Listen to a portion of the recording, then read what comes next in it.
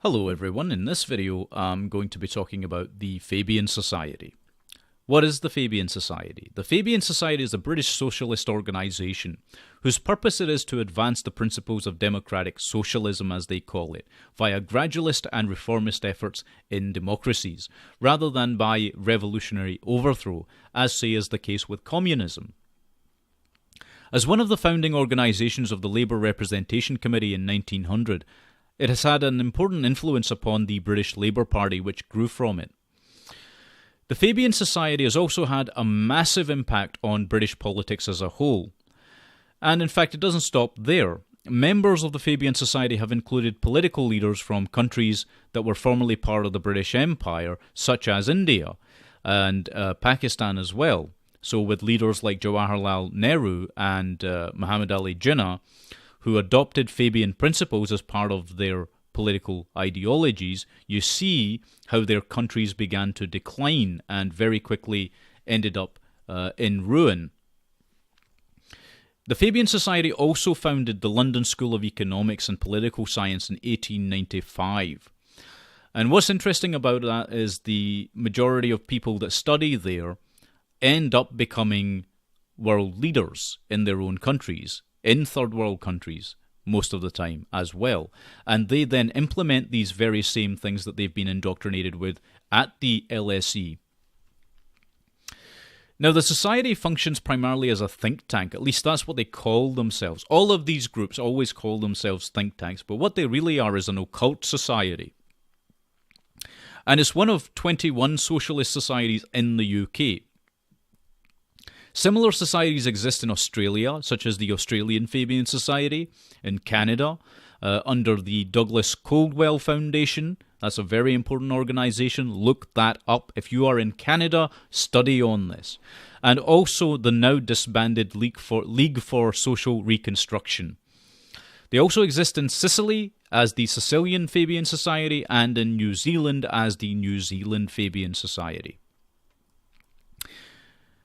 The Fabian Society was founded on the 4th of January in 1884 in London as an offshoot of a society founded a year earlier called the Fellowship of the New Life.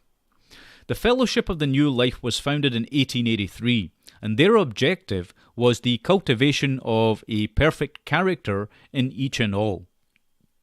That sounds innocuous until you understand what it was really all about. They wanted to transform society and mold human beings into their own image because, as I'll talk about later on, they believed themselves to be gods, right? They believed themselves to be gods unto themselves.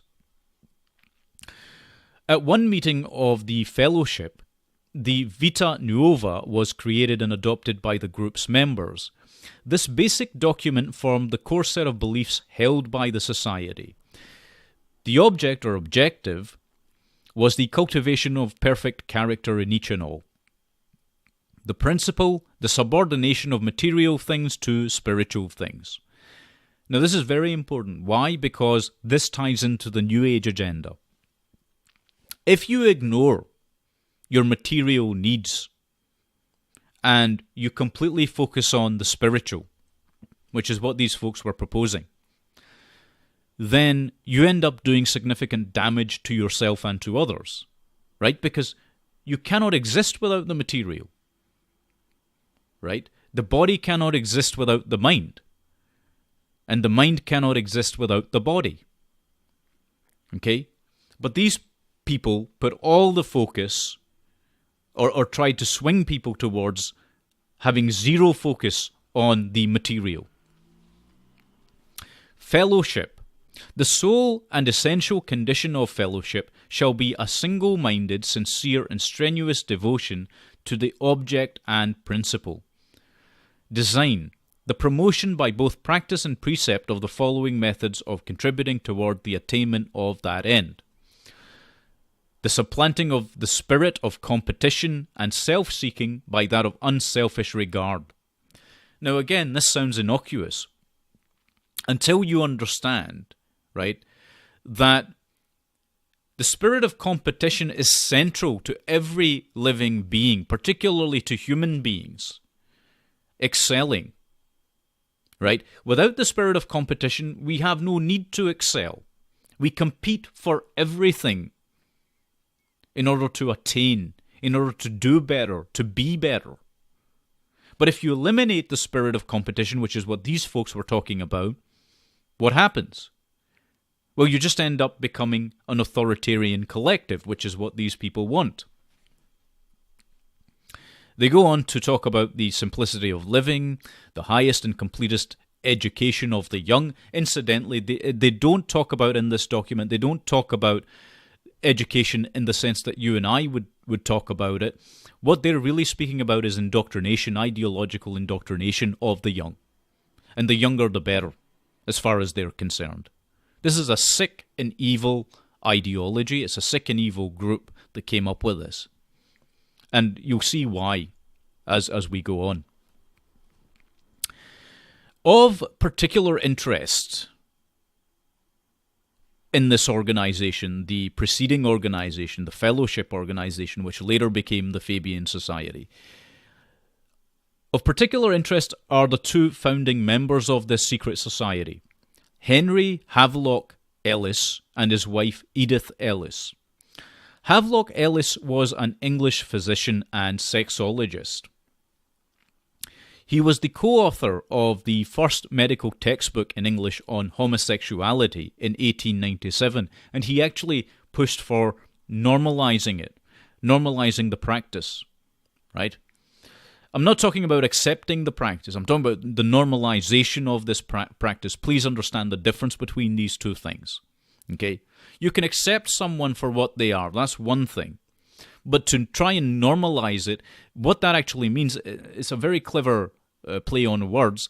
What it mostly means in socialist jargon is to foist that upon everyone else, on the greater populace, right? And he also published works on a variety of sexual practices and inclinations, as well as transgender psychology. So most of the stuff that's out there in the field of psychoanalysis on these matters, that's propagated even now, which is wholly subjective, right? They advocate for the subjective experience, and purely the subjective experience. There's no balance in it. That all came out of Henry Havelock Ellis's work. He's also credited with introducing the notions of narcissism and autoeroticism, which were later adopted by psychoanalysis. Ellis was among the pioneering investigators of psychedelic drugs and the author of one of the first written reports to the public about an experience with mescaline, which he conducted on himself in 1896. Now, that's not a big deal in and of itself, apart from the fact that you've got a drug user, an addict, who was attempting to push his beliefs onto everybody else. In fact, he wanted to force the public at large to accept his worldview, which was severely twisted. Why was it twisted? Because he supported eugenics. Okay, this guy was a eugenicist. In fact, to prove this point, I can tell you that if you look up this guy's biography, you'll find that he served as the president of the Eugenics Society. Okay? He served as its president. He was pushing for eugenics. He was a eugenicist. Now, Edith Ellis, his wife, that's a laughable term actually, and you'll see why, was a lecturer, writer, secretary, and general factotum of Fellowship House. She was openly lesbian and had several affairs with women, which her husband was aware of. Their open marriage was the central subject in Havelock Ellis's autobiography, My Life, which was published in 1939. You should read that because you'll get a sense of who these people were. They were wackos. They were completely and utterly whacked out their nut. Edith Ellis was among the first people to push for a conflation of feminism, socialism, and the LGBT or gay agenda. Okay? These people were ideologically driven. This is where the Fabian Society came from, because both husband and wife later became central key members in the offshoot organization, the Fabian Society, as well. But again, no one else will talk about this. No one will tell you any of this. This is what frustrates me the most, is that the information on this organization and these people is there. And the preceding organization that I've been talking about. So, members of the fellowship wanted to become politically involved to, as they put it, aid society's transformation. So, all members were free to attend both societies. Now, the Fellowship of the New Life was dissolved in 1899, but the Fabian Society grew to become the pre-eminent academic society in the UK in the Edwardian era. And this is where it came from, right? You've got a bunch of eugenicists that are pushing sexual deviance onto society and a wish to destroy that society, believing themselves to be gods. This is what it was all about. This is what happened. It's insane that people don't understand this. And governments across the world, by the way, adopted their principles. Wholesale. They didn't even question them. They just adopted them. And no one wonders why the world is in the state that it's in right now. Now, the Fabian Society was named at the suggestion of Frank Podmore in honour of the Roman general Quintus Fabius Maximus. His Fabian strategy sought general and gradual victory against the superior Carthaginian army under the renowned general Hannibal through persistence, harassment, and wearing down the enemy by attrition. This is exceptionally important to grasp, because what we're saying here, what the Fabians actually are saying here, is that they are waging a war of attrition against humanity. They are admitting to that. And the populations are too stupid to understand this. They are waging war on you.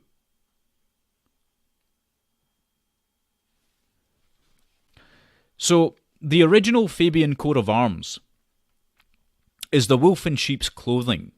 And it's actually known by that name. It's actually called the wolf in sheep's clothing. Now, according to author John Perdue, the logo of the Fabian Society, a tortoise, is representing the group's predilection for a slow, imperceptible transition to socialism, while its coat of arms, a wolf in sheep's clothing, represented its preferable methodology, the preferred methodology for achieving its goal.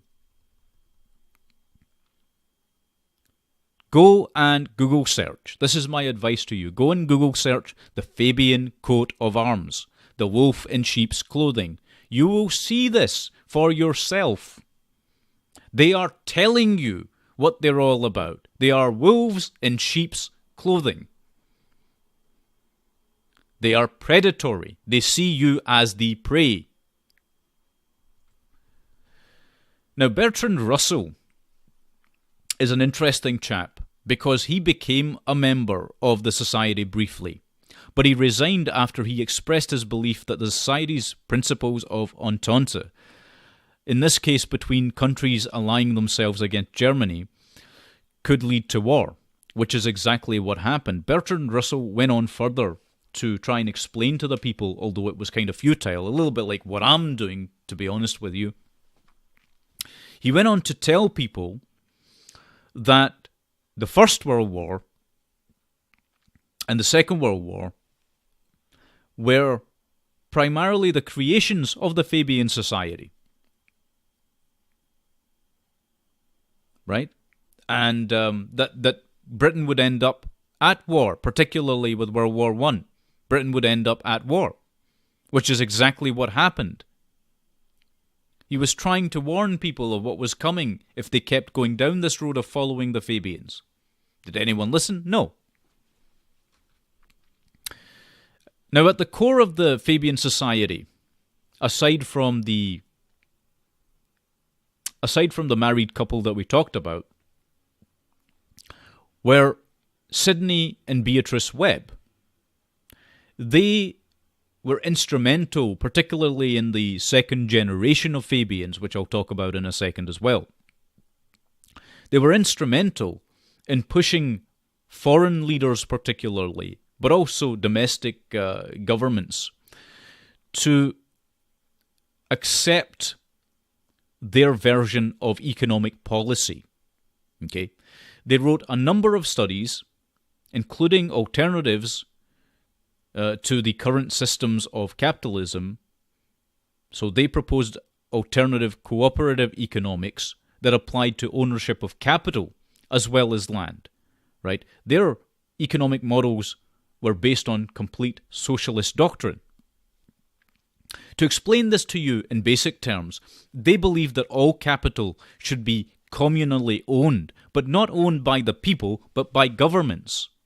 Okay, so for those of you that are a little bit slow, that's communism in a nutshell.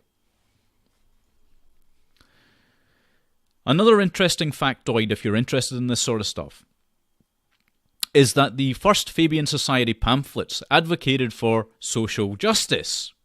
These pamphlets were printed in the 1900s, the early 1900s. And the term social justice is a phrase that we are now suddenly beginning to become aware of, aren't we? Why is that? Well, because it's gained traction because of these social justice warriors, these SJWs. And this same pamphlet, by the way, or series of pamphlets which they released, but the first one also called for a series of reforms during the early 1900s, including eugenicist policies. Okay? They wanted governments to adopt eugenicist policies. They were advocating for eugenics again. Now, in the period between the two world wars, as I talked about a little bit, the second generation of Fabians emerged. Many of the future leaders of the Third World were exposed to Fabian thought, as we talked about. Most notably, India's Jawaharlal Nehru, who subsequently framed economic policy for India on Fabian socialist lines. After independence from Britain, or supposed independence, Nehru's Fabian ideas committed India to an economy in which the state owned, operated, and controlled the means of production. It's a less-known fact that the founder of Pakistan, Muhammad Ali Jinnah, was also an avid member of the Fabian Society in the early 1930s. And as I already said at the outset, what happened? The countries that did this ended up in economic ruin, mass starvation. Why? Because this is what it always leads to. Now, I want to talk a little bit, I'm just going to touch a little bit in this video on the occult part of the Fabian Society. There's much more to it than this. But as an introduction, I just want to give you something to think about. The Fabian Society is governed by an elected executive committee. And the committee consists of 10 ordinary members elected from a national list, 3 members nationally elected from a list nominated by local groups. This is their public statement on all of this. But these 10 members that are the so-called ordinary members are not very ordinary at all, because if you look at their links to other occult societies, you'll find that they are very, very prominent in those. But the 3 members especially are typically high-ranking. right? They say they're nationally elected, but again, you'll find that they're not. This is a triumvirate. Okay? This is a triumvirate. I talked about this before once in my video on the fact that you are living under an occultocracy. Now, the head major domo, if you like, organization that I spoke about in that video, which is the Circle of the Black Sun, operates on very similar premises, right? And the Fabians do the same thing, right? For those of you that can count, and that's a very rare breed of person in this day and age. Why? Because they're pushing this relativist nonsense that 2 + 2 = 5 in today's societies. But for those of you that can properly count mathematically, numerically, that's 13 members. And if you understand anything about these occult societies, you'll understand they always have 13 members. Always, without exception. So I hope you understand the occult significance of that. And if you don't, I don't know what the hell to tell you. I don't know where you've been living for the last 50 years. Anyway, one final thing I'll tell you about them. In the early 1900s, Fabian Society members advocated for the ideal of a scientifically planned society.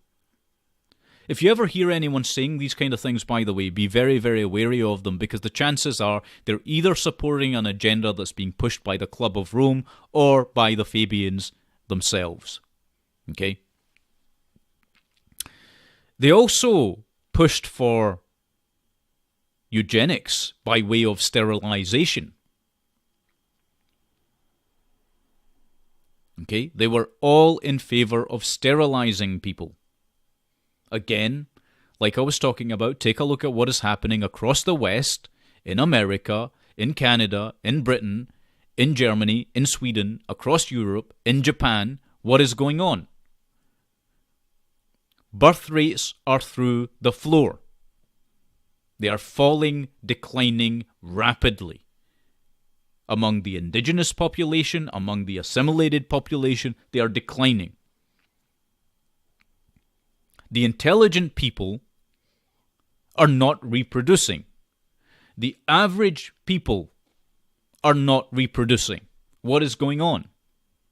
The answer is sterilization. This is the Fabian agenda at work. You are completely batshit Looney Tunes if you think this is normal. If you think this is the end result of some normal biological process or of some process of economic prosperity, you are out of your fucking mind. Okay? You're out of your mind if you think that's what's going on. This is a eugenics sterilization agenda at play. They said it. They said they were going to do this in the early 1900s. And as the Fabian Society gained greater and greater control over our societies, what happened? Oh, magically, people are suddenly sterile. Because they're the undesirables, right? Why are they the undesirables, by the way? I don't know if any of you have ever thought about that. Who are the undesirables? They're all the people that can think. Right? If you're capable of critical thinking, you're an undesirable. Because the first people that stand up against tyranny are those that can think. They are those people that know the system. They are dissidents.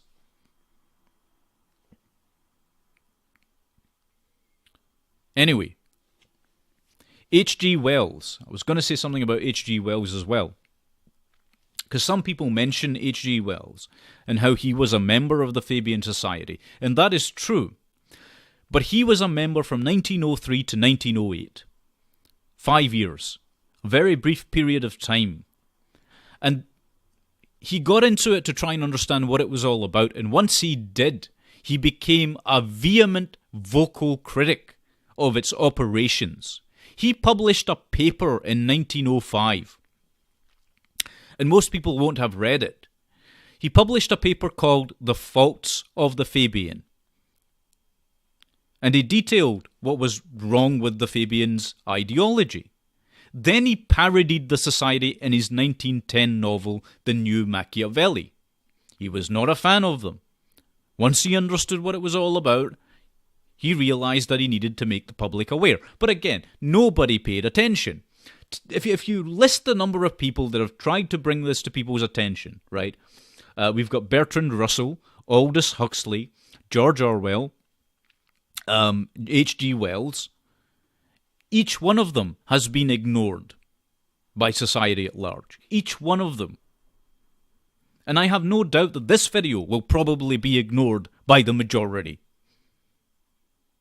Because they're comfortable in their ignorance. They are comfortable in their malaise. And if you see that I'm getting more and more frustrated, it's because I am. I'm frustrated with the ignorance. I'm frustrated with the lack of ability to think among people. And I'm frustrated with how quickly people become ideologically polarized. Anyway, I'll end this video on the following point. It's plain to see when one looks at the origins of Fabianism that they intended to re-establish the fascistic Roman Empire. Not the ancient Roman Empire or the Rome of Marcus Aurelius, but Rome under the rule of tyrants. Okay, this is what's going on. The re-establishment of the Holy Roman Empire. And right now you've got current governments across the world, in the UK, Canada, Australia, Germany, balls deep in this organisation, as well as the Club of Rome.